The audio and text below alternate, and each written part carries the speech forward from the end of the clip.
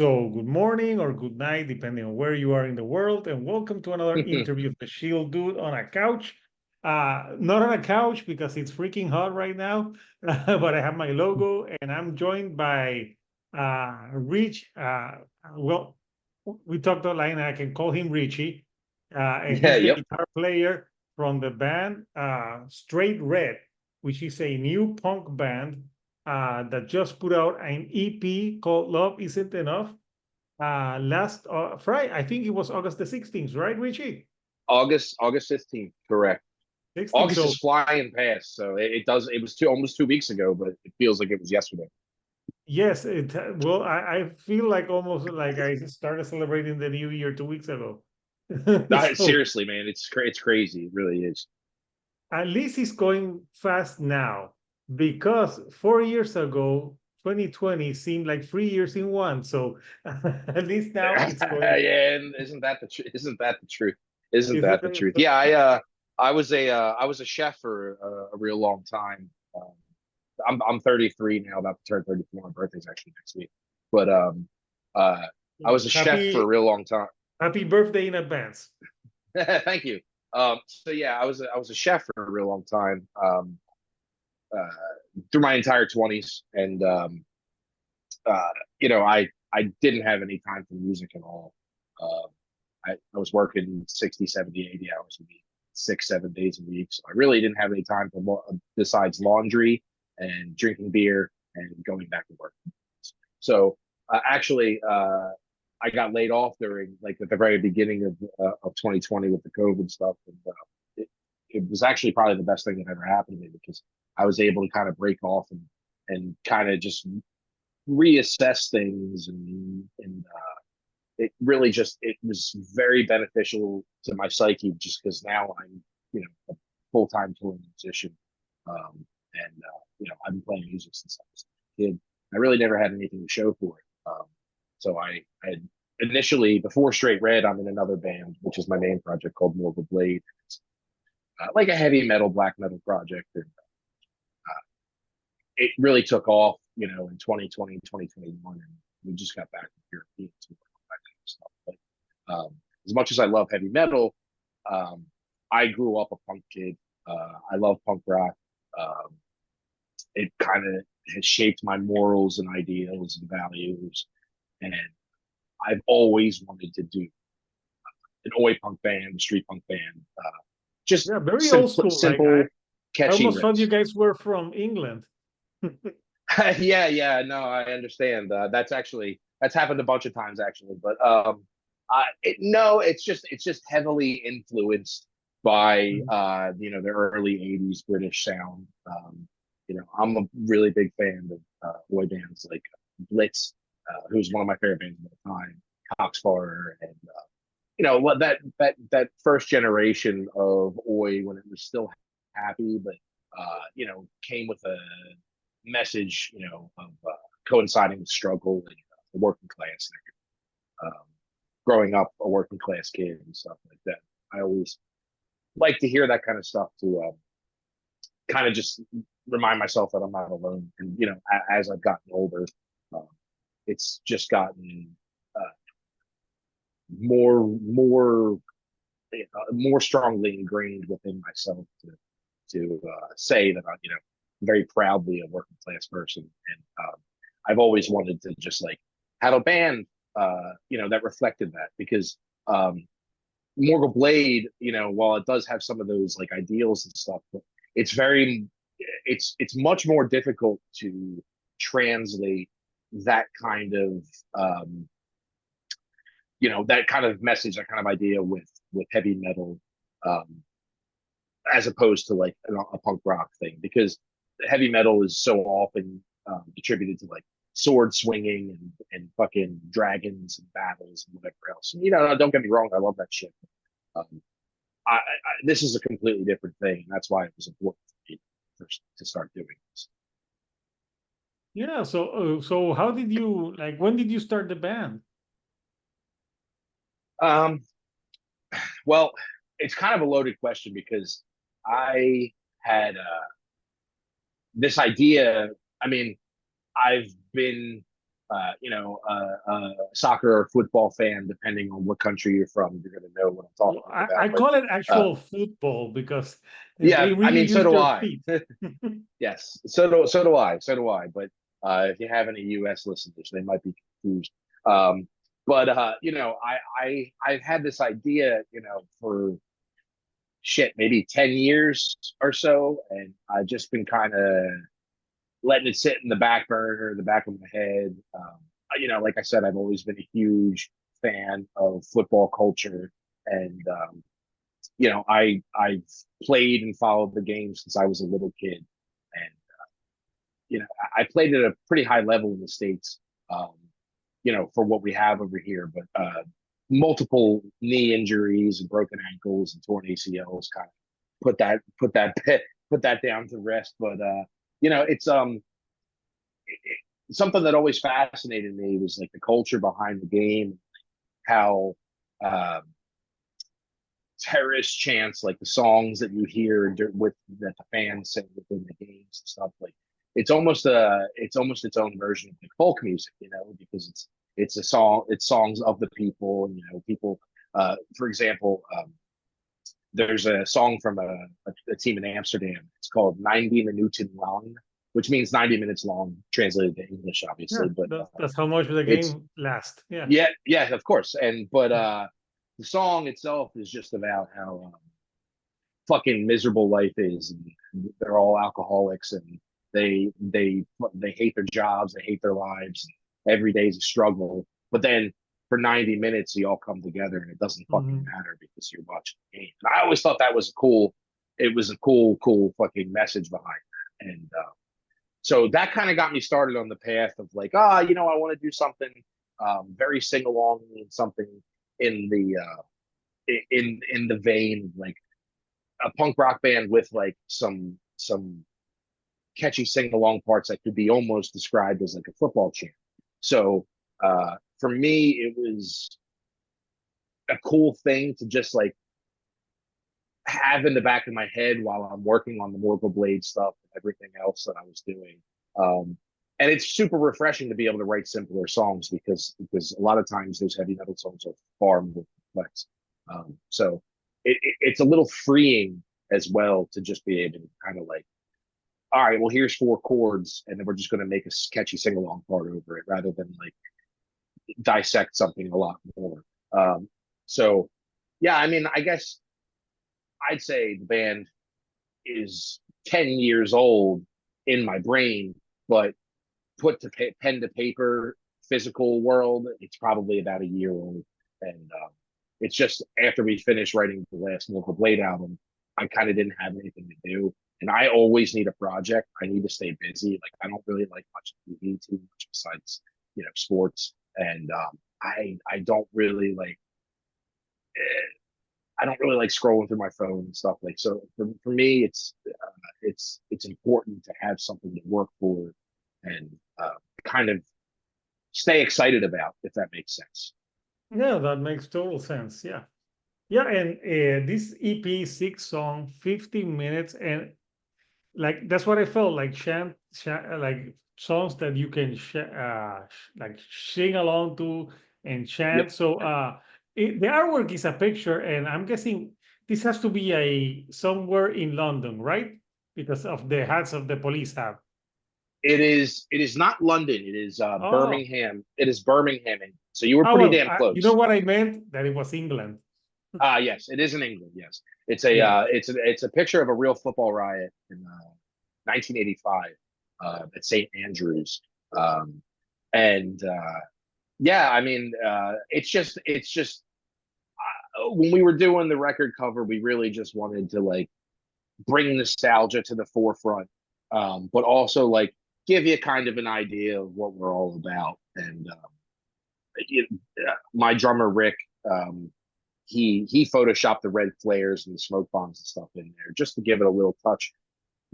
Excuse me, and bring it back into everything that we were going for. But just so it wasn't a straight rip off from the picture. So there's a little bit more of a Yeah. personal touch on there, but yes, it is a real picture of the real riot. Well, That's the mostly they're very well dressed to riot over there. Yeah, it's interesting because again, with the football culture, there's something that started in the '80s called casual culture, and basically what happened was, um, in the early '80s, which is right around the same time as all this music came out, Yeah, coincidentally or not coincidentally, hooliganism was on the rise, and basically what had happened was, uh, football grounds in Europe, not just England, but all of Europe, started not allowing people to wear the colors in the stadium, because they would be associated with hooliganism. So what would happen was, eventually, uh, you know, the youth who were taking part in this stuff would start wearing designer clothing and stuff to blend in more. So hence the casual culture, um, and that kind of spread into the '90s, where at first it started off as like sweaters and Doc Martens and uh, bell bottom flare jeans and stuff, and then it kind of morphed into like more what we know as like British designer wear, like which is synonymous with punk, Fred Perry and Ben Sherman and all those kind of brands. So there is like an actual, it almost is like a dress code to yeah. what this was. No, it's interesting, that they had that dress code, and so the EP, it's a really fun EP. I've been listening to it, and it's 15 minutes, so it goes by quickly. I think It does go the by quick. I think the single that you chose was Own Goal, right? Yes, yes, it Yeah. was. Why did you choose Uh, that one as a single, as the single? um, well, I think, I mean, other than the fact that it's just, I think the most representative of like what the full EP is. Mm. Um, I think that the lyrics on that song, um, are really true to form, as far as like the game sometimes exemplifies life. And there's a couple quotes out there, and I don't have them memorized, but they kind of talk about that, where the game of football in the '90s can exemplify the struggles and the glory of life sometimes. That's why I think the game is called the beautiful game. I think the more you understand the sport that you're watching and the culture behind it, the more that comes clear, through the top. So I don't write the lyrics for this project. I definitely take part in them, but the final say is I wrote this Kevin, and he's extremely talented writer. He Mm. comes from a little bit of a hip hop background, so he's got the wordplay and stuff very, very on point most of the time. And he um, I had the idea to song called. I initially wanted to call the song "Ungold Glory," um, and it's just about like forgiving yourself for fucking up, and everybody fucks up, everybody makes mistakes, everybody has bad days, That um, is true. and sometimes life is really fucking difficult.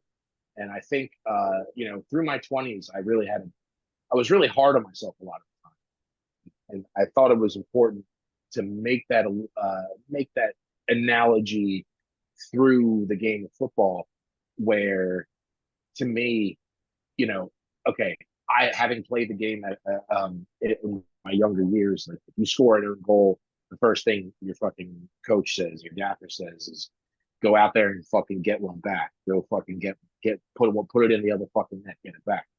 So to me, it was really important to be able to highlight that kind of stuff and use that as a metaphor for everything that people do. So it to me, own goal glory or own goal is the microcosm of the entire message that I was trying to get through. That makes Yeah, sense. makes sense. And also, football, it's the maybe not in the States, but in the other parts of the world, it's the most important sport, like in every Yeah, other part yeah. of the world. It's the most So important sport to me too. So in the yeah, world, like it's yep. he here in Puerto Rico, yeah, it's people watch it and they play it. But it wasn't like as big to me growing up here was more like baseball. Was Yeah, more like baseball for sure, big for here, sure. but yeah, no, you go to Europe and everywhere, and like football. So yeah, that's why like they call it the football. It's American football because you hardly use the feet. So and you know that. Yeah, yeah. And I listen. I'm a huge NFL fan too, like American Yeah, football fan.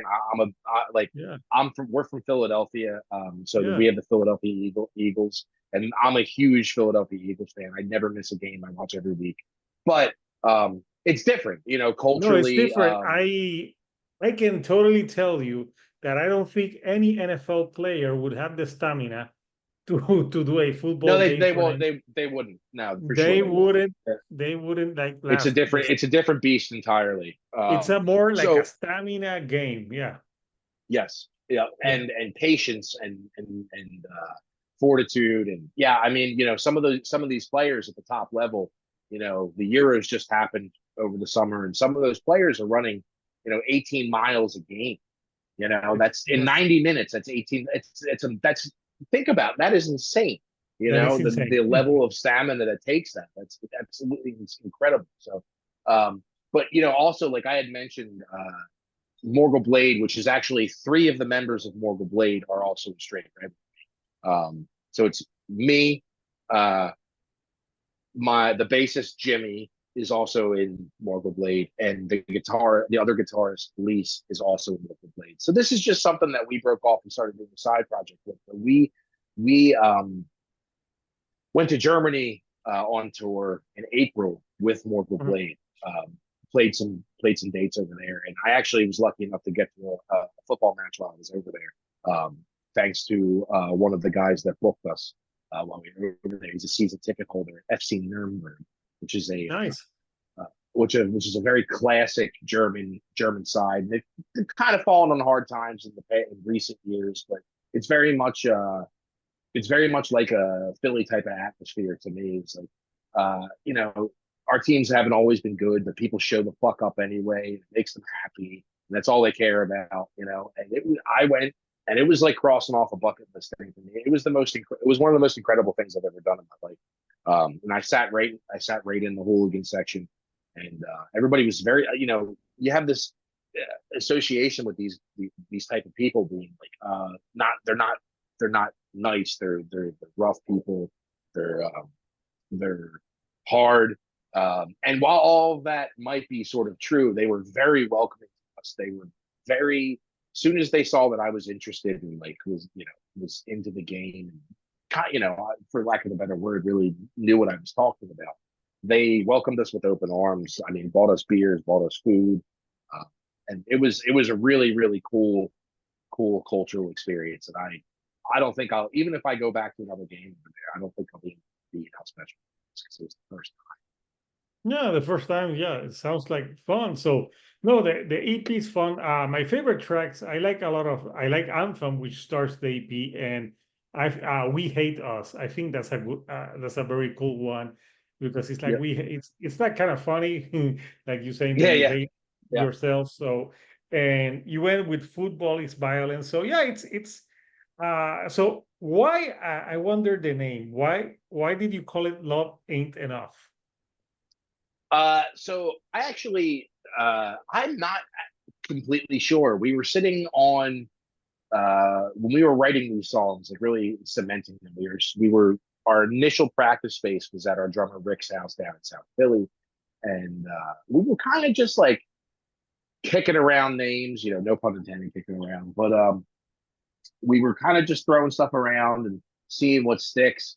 And I mean, "Love Ain't Enough" is a line in Own Goal Glory, and we kind of just said that out loud. And I think it's a nice full circle moment where uh, you're kind of signifying that like you know you can love something to every extent of your being, every fiber of your being. You can learn as much as you can about it, and sometimes it doesn't matter. Sometimes, and that's just the way life is, and I Mm-hmm. think it's a relatable, statement. Um, it's a general statement, but I think it has enough relatability in there that everybody could probably find some sort of meaning in. And that's kind of like the important thing. Like, this is something that I've said to other people too, but this is a punk album with a football theme, but it's not necessarily about football. Like No, there's other songs that, that I felt like other stuff. yeah, Yeah. of course, and the a lot of the metaphors and stuff. Like it's really my love letter to trying to think about how to Wait. put this exactly. So Well, of course, it's an EP. Oi Punk. It's an EP. It's not an album. It's an EP. Yeah, it's an Sometimes EP. I get confused. EP, album, whatever. Yeah. No, that's okay. It's no problem. I'm already writing for the that's on its way eventually. I'm gonna let people enjoy this one. Um, but yeah, for me, it's something that I was. It's a love letter to everything that I have experienced in the past 10 years with struggle and happiness and sadness and glory and defeat, and everybody. It doesn't matter who you are, like everybody can relate to some extent. It doesn't matter. It doesn't matter to what extent. It's just at some point somebody's going to hear that and they're going to be like, I think back to something somewhere else. So, Yeah. So the EP, it's out now. We're gonna. There's physical copies of it that people can buy, like CDs or. so we have tapes right now, and vinyls are on their way. There was a little bit of a hold up at the pressing plant, but I would assume they'd be here within the next 2 or 3 weeks. Okay. Yeah. So it would be like 4 songs on one side and two, or like No, three and. it's just gonna be one side, Yeah, because I'm like, and it's then 15 minutes. Yeah. yeah, What's on it's the just gonna be second one side? side, and then so it turns out, so we were looking to originally get a 7 inch made, Yeah, 7 inch. Yeah. but 7 inches are somehow more expensive than vinyl to get pressed, which That, that- I didn't know that. See, like maybe with it's Morgan because Blade, they make less of them, right? I think that's probably what it is. And with Yeah. Morgul Blade, we have a record label that handles all this stuff. So I've never really dealt with the business side of like pressing things and stuff until this.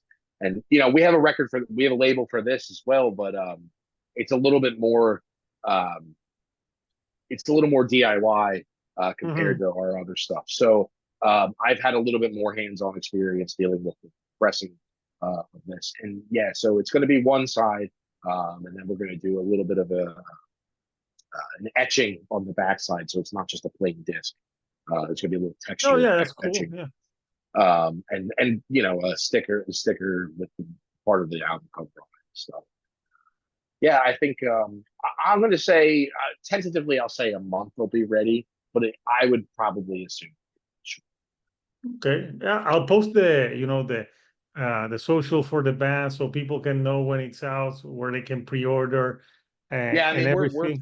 we're pretty accurate. We really we're updating the page as soon as we know stuff. Yeah. So are you guys going to be playing some shows soon or anything like that? Yeah.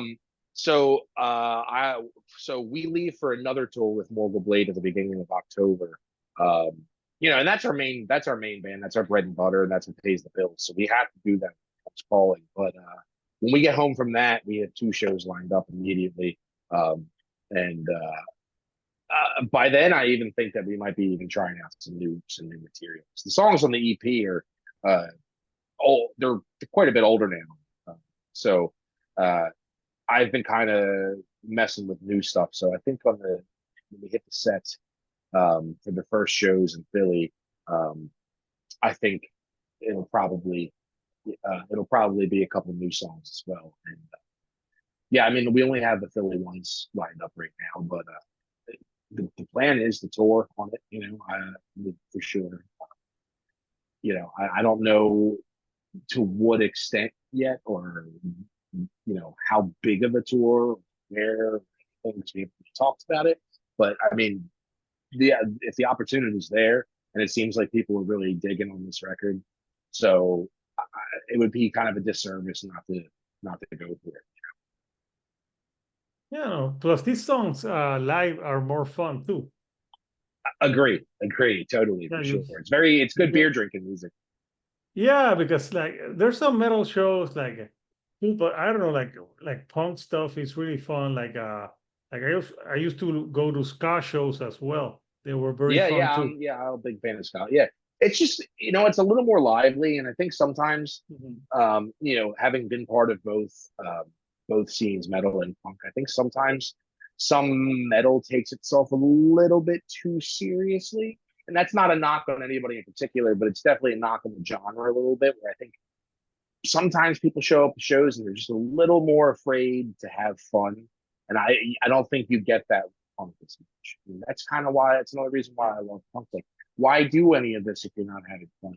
What is the purpose? Like, life's way too fucking short to be taking yourself too seriously all the time. It's not worth Yeah, no, I agree. You need to have fun. Like if everything's so serious, like yeah, no. So yeah, What's the point? yeah, what's the point? So I would recommend DCP, to anyone who likes old school punk, oi punk. If you want to listen to something energetic, it's 15 minutes. Like I think everyone has 15 minutes. Like I would hope. it's shorter than a Dream Theater song. That's true. That's true. Actually, I'm pretty sure this would scare all of the Dream Theater guys. Yes. It's Yeah, funny. sometimes, yeah, I like to make jokes. Yeah, like I've seen them live, but sometimes it's like, oh my God, a 20-something minute song. I'm like, it can get Yeah, it's boring. rough. I don't have the attention span for that stuff anymore. I was way into a lot of that stuff when I was younger, because the musicianship is so fucking incredible. But it is it's I just, dude, if a song's over 6 or 7 minutes for me at this point, like, it's too long. That's just where I'm at now. Like, and I keep that same. I have three music projects.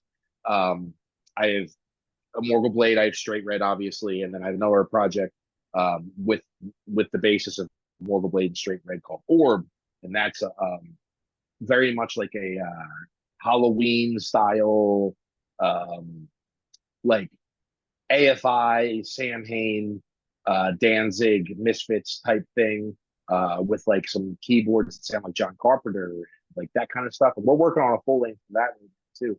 But even with that project, like, all these songs are like under 5 minutes. Like, you're in Straight Yeah, Red's the ultimate example of that, obviously. I think the longest song in Straight Red EP is just under 3 minutes. So yeah, I think so. I I think sometimes you can say a lot more with a lot a lot less. Yeah, it, I like all type of songs, but yeah, I like short and to the point. So, Yep. Richard, it's been great chatting with you about Straight Red and all things like punk and oi. So yeah, like for people who haven't checked out the band, how would like what would you say to them? Like, hey, check out Straight Red. Like how would you get them in? Like even if people Well, think like, we don't like football, it's not about football, it's about different stuff. yeah, it's not about football. It's about relatable human conditions told through the lens of football. I think anybody who's into working class solidarity, or oi punk or street punk, of any variety, we have influences from England, Europe, America. There's even some like Dead Kennedys and Misfits stuff in there, if you know where to look. So I would say Yeah. that if you like short songs and you like catchy songs and you like songs that maybe somebody out there understands what you're going through, then you should check us out. Yeah. So Richard, thank you for joining me from Philadelphia to Puerto Rico to chat. It's been fun. So people, the Straight Red EP, Love Ain't Enough, is out now. Physical forms, like the vinyl, it About a will month. take some We time, have but tapes, and then another month or so for the vine. yeah. So I'll post the link for people who want to buy it physically and follow the band to know where they're going to be playing near you. So until next time, couchers, this is Hector, the Shield Dude on a couch, and I'll see you all right here on the couch. Thank you and good night.